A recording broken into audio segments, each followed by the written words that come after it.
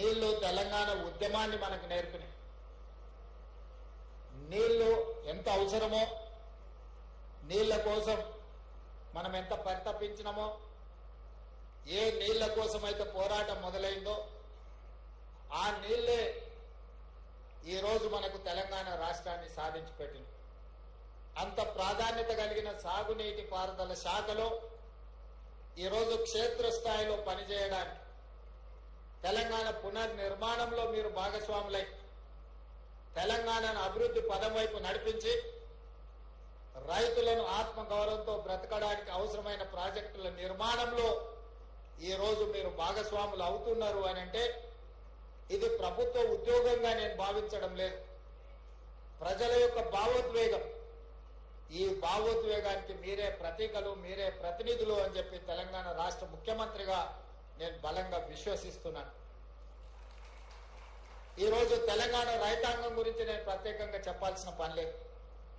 ఇక్కడ చాలా మంది అసిస్టెంట్ ఇంజనీర్లుగా, జూనియర్ టెక్నికల్ ఆఫీసర్స్ గా అవకాశం వచ్చిన వాళ్ళందరూ వాళ్ళ తల్లిదండ్రులతో ఇక్కడికి వచ్చారు. వాళ్ళని చూస్తే తెలంగాణ రైతాంగానికి ప్రతీకలుగా మీ తల్లిదండ్రులు కనిపిస్తున్నారు. మీ నేపథ్యం,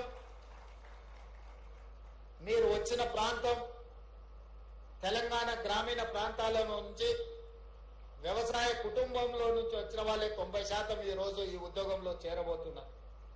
అందుకే ఈరోజు ఇది నెల నెల జీతం తీసుకునే ఒక యథాలాప బాధ్యతగా కాకుండా ఈ తెలంగాణ రాష్ట్ర నిర్మాణంలో మేము భాగస్వాములం.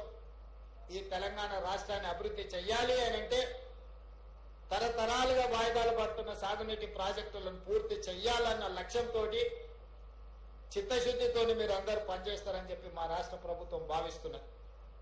ఈరోజు మీకు అందరికీ తెలుసు, ఆనాడు తెలంగాణ ఉద్యమ సందర్భంగా కొన్ని రాజకీయ పార్టీలు నీళ్లు, నిధులు, నియామకాల పేరు మీద ఆనాడు జరిగిన తెలంగాణ ఉద్యమాన్ని భావోద్వేగంగా మార్చి రాజకీయ ప్రయోజనాలు పొందడమే కాదు 2 సార్లు అధికారంలోకి వచ్చి ప్రభుత్వాన్ని నడిపించిన 10 సంవత్సరాలు. దాదాపుగా ఈ 10 సంవత్సరాలలో కేవలం సాగునీటి ప్రాజెక్టుల మీదనే 2 లక్షల కోట్ల పైగా ఖర్చు పెట్టడం జరిగింది. 2 లక్షల కోట్ల రూపాయలు ఖర్చు పెట్టిన ఉమ్మడి రాష్ట్రంలో వాయిదాలు పడుతూ, ఉమ్మడి రాష్ట్రంలో నిర్లక్ష్యానికి గురైన సాగునీటి ప్రాజెక్టులు ఒక్కటి కూడా పూర్తి కాలేదు అని అంటే దీనికి కారణం ఈ రోజు మీరు ఈ శాఖలో చేరబోతున్న ఇంజనీర్లు ఆలోచన చేయాలి. నేను సూటిగా మీ ద్వారా తెలంగాణ విజ్ఞానులను, తెలంగాణ ప్రజా సంఘాలను చెప్పదలుచుకున్నా. ఆనాడు ఉమ్మడి రాష్ట్రంలో సమైక్య పాలనలో తెలంగాణ ప్రాంతానికి అన్యాయం జరిగింది.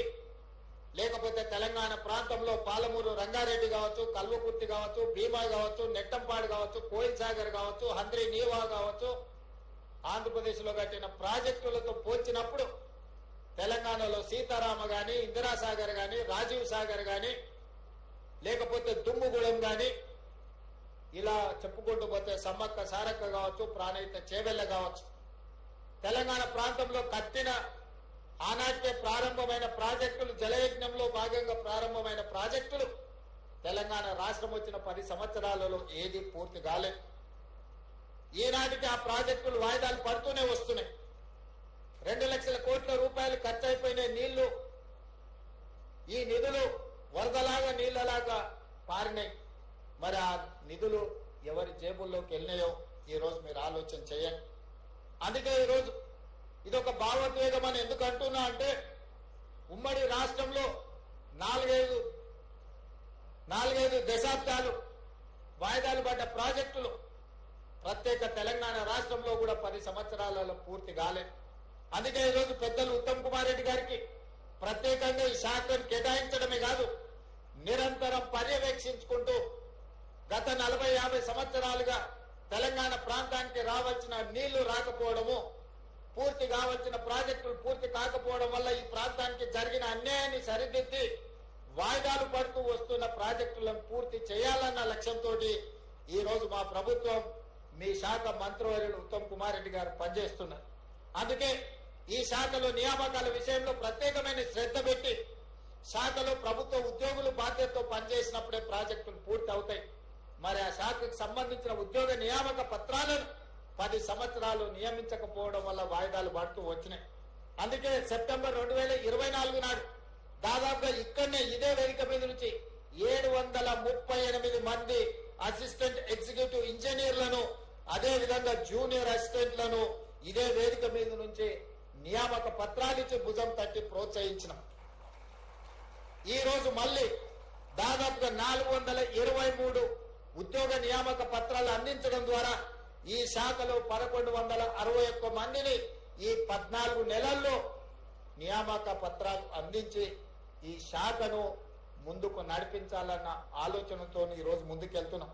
అదేవిధంగా ప్రాజెక్టుల నిర్వహణ కోసం లష్కర్లు అవసరం.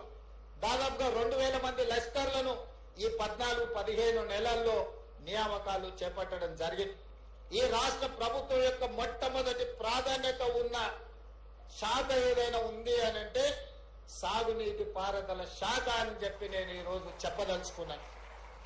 ఈ రోజు ఇది నేను కాదు, మొట్టమొదటి ప్రధానమంత్రి పండిట్ జవహర్లాల్ నెహ్రూ గారు దేశ స్వతంత్రం వచ్చిన తర్వాత ఆ రోజు ఉన్న ఆర్థిక పరిస్థితుల్లో, ఆ రోజు దేశంలో నెలకొన్న పరిస్థితుల నేపథ్యంలో మొట్టమొదటి ప్రాధాన్యత కింద ఇరిగేషన్ అండ్ ఎడ్యుకేషన్ ని పండిట్ జవహర్లాల్ నెహ్రూ గారు బాధ్యతగా తీసుకున్నారు.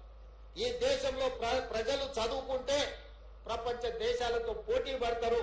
ఈ దేశంలో సాగునీటి పారుదల ప్రాజెక్టులు, ముఖ్యంగా బహుళార్థక సాధక ప్రాజెక్టులను నిర్మిస్తే రైతులు ఆత్మగౌరవంతో బ్రతుకుతారు. ఆనాడు కరువుతో ప్రజలు చచ్చిపోతుంటే కరువు నుంచి ప్రజల్ని కాపాడడానికి సాగునీటి ప్రాజెక్టులను ప్రాధాన్యత కింద తీసుకున్నారు. మొట్టమొదటి ప్రధానమంత్రి మొదటి ప్రాధాన్యత కింద తీసుకున్న ఇరిగేషన్ అండ్ ఎడ్యుకేషన్ ఈ రోజు ప్రపంచ దేశాల ముందు మనం ఆత్మగౌరవంతో నిలబడే విధంగా ఈ దేశం అభివృద్ధి చెందింది.